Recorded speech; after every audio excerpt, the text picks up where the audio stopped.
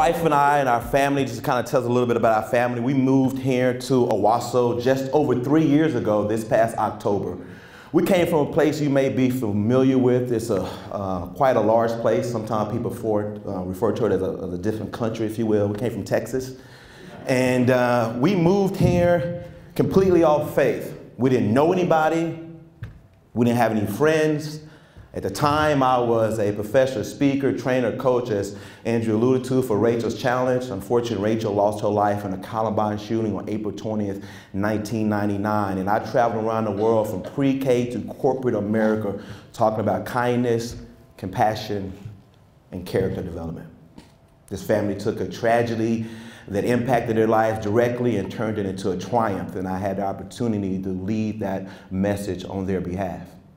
So my wife got a job opportunity for Oklahoma Heart Institute to come here and be a cardiologist. And we really didn't know what to expect. So we really adopted a motto. I was a true Texan in every sense of the word. I grew up breaking horses, busting wood, hauling hay, played ball, the whole 9 yards. So to cross the Red River was a big deal. And one of the things that we really kind of took the attitude was obedience is better than sacrifice. That's what we adopted as a family when this decision came. We only had one request. We said, God, please allow us to go into a community where we can offer a light, where we can shine a different perspective in a community. So the fact that I'm here at this moment speaking about character, making eye contact with you right now validates that truly obedience is better than sacrifice. So in our family, I have, as I said earlier, 2 daughters. Journey is 3, Justice is 5 months. And I'm going to talk with you about several different things. I want to encourage you, I want to challenge you, and I want to inspire you. And I want us to begin with the end in mind. Begin with the end in mind and what type of legacy you want to leave within your family, within your community, within this world. I want us to begin with the end in mind. Every month I wake up and on the first Wednesday of the month, I attend the Owasso Character Council Committee meetings, and I wake up excited. One reason I get an opportunity is to just be around some adults. Even though it's early in the morning, I just relish that moment to just have an adult conversation. But I also like what the conversations are about. That I live right here in this community, and I can really share in these conversations that feature around character.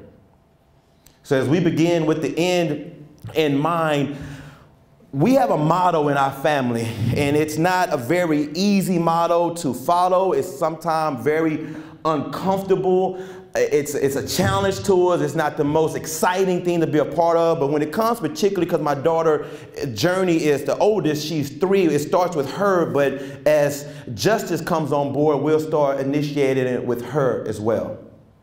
Every morning, about 85% of all mornings, the first words that come out of my daughter Journey's mouth is Daddy. The first thing she says is Daddy. And I'll make my way to her room, and I go and we'll start our routine together, and we'll start with the bathroom, and we're brushing our teeth, and we're taking our vitamins, and before we exit the room, we look in the mirror and we do our affirmations together. And she would simply say a little prayer that she's learned from King's Kids, and as she finishes her little prayer, I'll look in the mirror, and we'll look in the mirror together, make eye contact with one another, and I say, thank you, Jesus, for this day. We're going to use it in every way. Journey is peace, journey is joy, journey is love, journey is goodness, journey is faithfulness, journey is gentleness, journey is kindness, journey is self-control, journey is strong, journey is black, journey is beautiful, journey is a girl, journey is a child of God, journey can fall down and get back up again, journey is a big sister, and journey is loved by her mother and her daddy just because she is there, and she fills in the blank, daughter. And I say, are we going to have a great day? And she says, yes. And I say, well, let's do it to it. And she turns off the light, and we walk out the door. I'm very intentional in what we're casting into our daughter. It's not by accident. We're very aware of how we want to shepherd our daughter journey, as well as when justice comes of age, her as well. Now, I get it. I understand. We have people here with suits and ties and Kendra Scott and Kate Spade clothes on and everything looks great. I understand and I get it. I know what that world looks like when we wake up and it's just busy. We're busy, we have technology, we have emails, we have things we have to get back to. I understand what it looks like to be in airports and hotels and rental cars and checking in and checking out and moving there and going here. I understand that life. 250 days out of the year from Alaska to Canada to Bermuda, all over America, I have done it. So it's very easy to just say, I'll get to it later. I'll make up for tomorrow another day. I'll put today off for tomorrow. I just get around to it another day. It's very easy to take that approach. I'm going to encourage you, I'm going to challenge you not to take that approach. To understand that you have first dibs, I have first dibs on what type of impact I want to do within my family and from my family within my community and down and so forth. Now, keep this in mind. This is not about being perfect.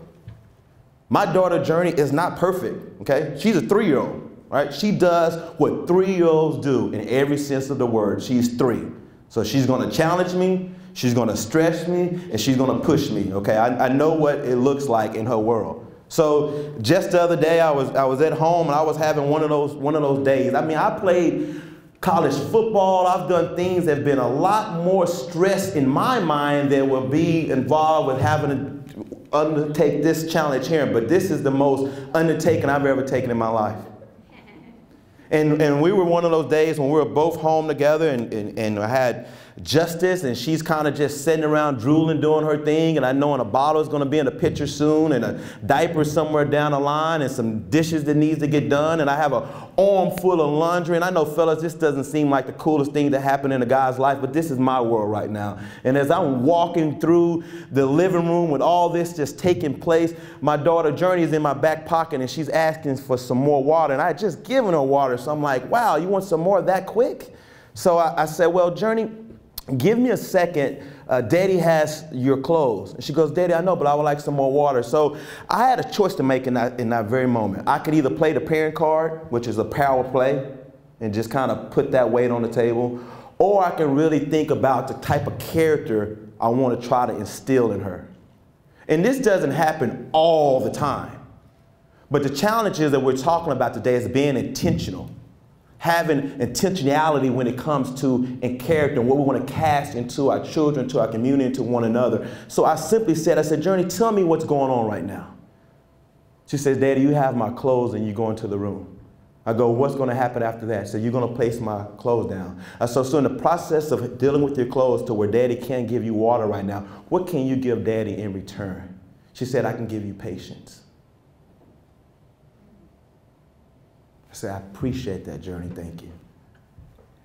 She's 3. I've had that conversation 12 times in 30 minutes, and it can wear you down. It can wear you down. I've had that moment where my neck is heating, and I'm like, I don't know what, but she's not perfect. She's gonna make mistakes, she's gonna struggle, and trust me, I'm not perfect either. I am far from it. If you wanna know the truth, don't ask me, ask my wife.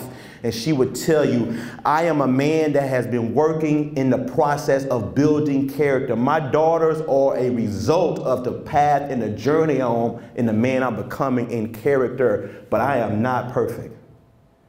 I was reading a book that was put out in Owasso several years ago about how to achieve success, achieving true success, how to build character in a family. And I'm reading through this book and I'm like, man, this is cool. This book was written for this community and that's pretty awesome. So as I'm reading this book, I read across the definition of character. The character is the inward motivation to do what's right, whatever the cost. See, as we look over these terms that have been hanging on these banners throughout the community, and right now the term that we're reading is called respect. It's the character for this month. And you may think of Aretha Franklin, you may think of Rodney Dangerfield, different things may come to your mind when you hear the word respect, but all these character traits have one thing in common, and that is action. They require action to be involved. You can't be passive. You can't just get around to it tomorrow. You have to make a conscious choice to exemplify that character. So you can't give, I can't give to someone else what I don't already have inside myself. I have to be willing to work at it and really develop it. And this is not about being perfect in the sense of I'm going to put myself above you and here's who I am and this is my character and if you're not like this. No, this is me looking and saying, I see where you are because I was once there. I see where you're going because this is where I currently am. And I see where you want to go because this is where I'm trying to go also. It goes down about looking for the best in others. See, we always find what we look for in others. You will not disappoint yourself. If you look for the best in someone, you're going to find that best. If you look for the worst, you're going to find the worst also. So whatever you're looking for, you're going to absolutely find it. Just the other day, I was walking into King's Kids with my daughter. I'm holding Journey's hand because we're going through the parking lot and that's a dangerous spot. And then I have Justice in the car seat and she's kind of tucked up under and she's starting to gain a little weight, so she's getting a little heavy. So this is my workout for the day. And as we're going through the parking lot together, heading to the front door, I see a young man. He can't be nowhere, probably at the most 4.5. And he's just kind of leaning up against the door like this. And the door weighs almost more than him. So it's kind of giving him a little pushback. And he's just kind of tilted back against the door. So as I'm approaching the door, I see him and I say, who are you holding the door for? He said, people. I said, you just holding the door for people just to walk through? He said, yes, sir. I said, oh, man, thank you. That's really nice. See, when we spot someone doing something nice with character, we don't need to do anything all big and just over the top. It can be as simple as a thank you, just to acknowledge someone that you notice their character. And see, our character is going to speak for us louder and more often than we speak for our character. Because before I can even see this young man, before I was approaching the door, I already knew what his character was saying about him. And I never even had a conversation with him. It was through his action. And from there, we began to have a conversation. Then just to top it off, he was respectful. Later on that afternoon, when I was picking Journey up from school, I was walking back out of the school, and I saw the young man, and we made eye contact. He gave me one of these.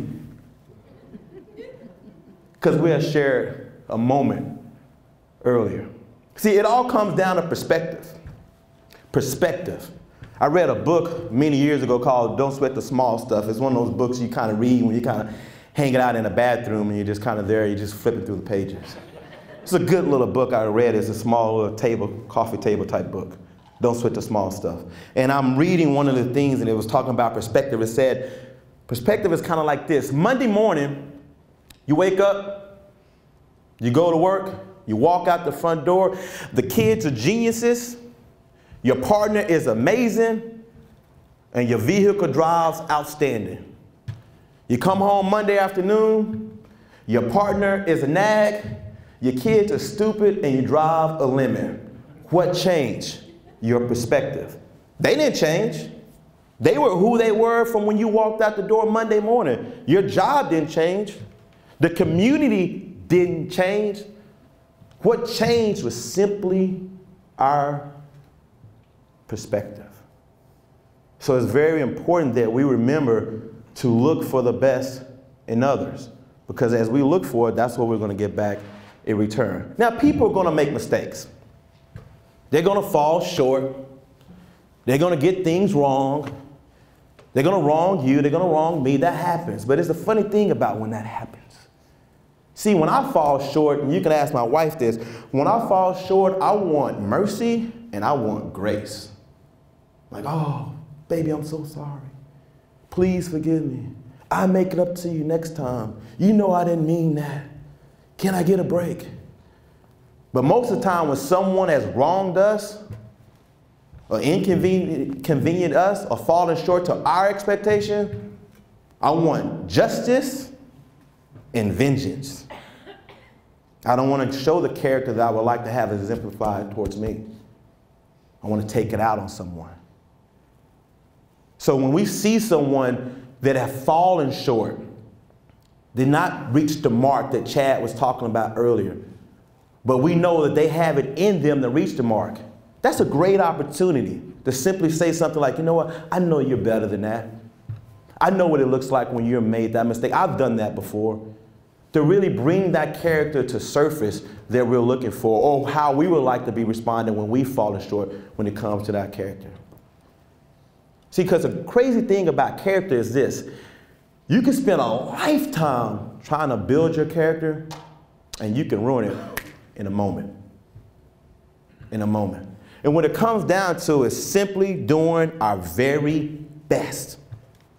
That's all we can do is our very best. That's it.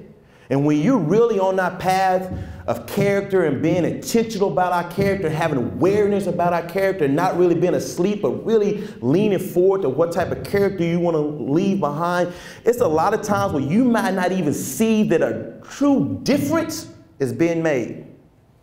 You may not even notice it. Sometimes you may feel like you're just carrying a load on your back, that you're just struggling, that you're just sluggish, that what's the point of all this anyway? That's when it's time to dig down deep and crawl if you must crawl, but crawl with character. Because it's a very simple way to do this. You wake up, we do our very best, because that's the first person I have control of, and then I'll steal that into my family. Then I go back and I go to sleep. Wake up, I do my very best, I steal into my family's instilling into the community. And then I do it all over again. Then I wake up, I steal into myself, I steal into my family, I steal into this community, and then I steal it into this state. And I do my very best again. And I do my very best again by stealing with myself, with my family, my community, this state, and then this country. And then I do my very best again. And I start with my family, this community, this state, this country, and then this world. And after that, the results will speak for themselves. It can be argued that in this room right now, there's some of the most influential people in this entire town. Right here, right now. I've been all over this great country, speaking from pre-K to corporate America.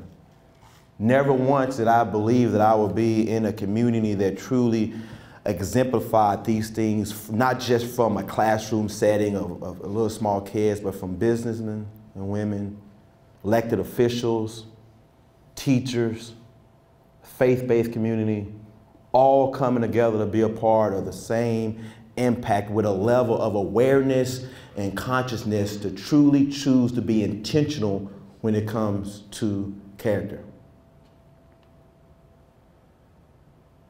In a minute, Ray is going to come up. If you want to know a little bit about me, more about me, Pastor Andrew had alluded to it earlier. I have written several books. One of them is called Impersonations, and it goes from my journey from boyhood into manhood and those gaps in between, and also just the lessons I've learned as becoming a father in the sense of particularly that first year. So I'll be more in the back of the room to answer questions around that. But what I want us to leave us with today is to truly ask yourself, are we doing and giving our absolute very best? And to just carry our own load as we're willing to impact our family, our community, and trickle down as we impact the rest of this state as well as this world. I appreciate it. Thank you.